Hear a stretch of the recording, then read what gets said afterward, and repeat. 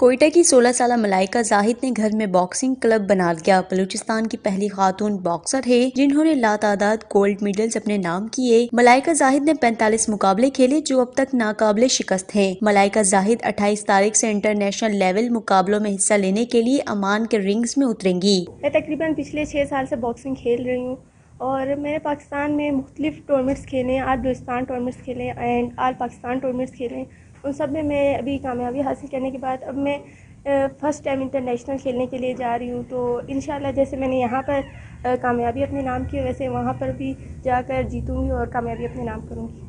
Facilities اتنا کوئی خاص فیسلٹیز مجھے نہیں دی گئی ہیں، لیکن میں گورنمنٹ سے ریکویسٹ کرتی ہوں کہ مجھے فیسلٹیز دی جائیں تاکہ میری ٹریننگ اور بھی بہتر طریقے سے ہو سکے۔ ملائکہ کا کہنا ہے کہ آنے والے ورلڈ چیمپئن شپ کے لیے وہ گھر میں ٹریننگ کر رہی ہیں اور امید ہے کہ پاکستان کا نام روشن کریں گی۔ کسی بھی کھیل میں فیملی کے سپورٹ ہونا لازمی ہے۔ ان کی فیملی کے سپورٹ کی وجہ سے آج وہ انٹرنیشنل مقابلوں کا حصہ بننے جا رہی ہیں۔ وش نیوز کوئٹہ۔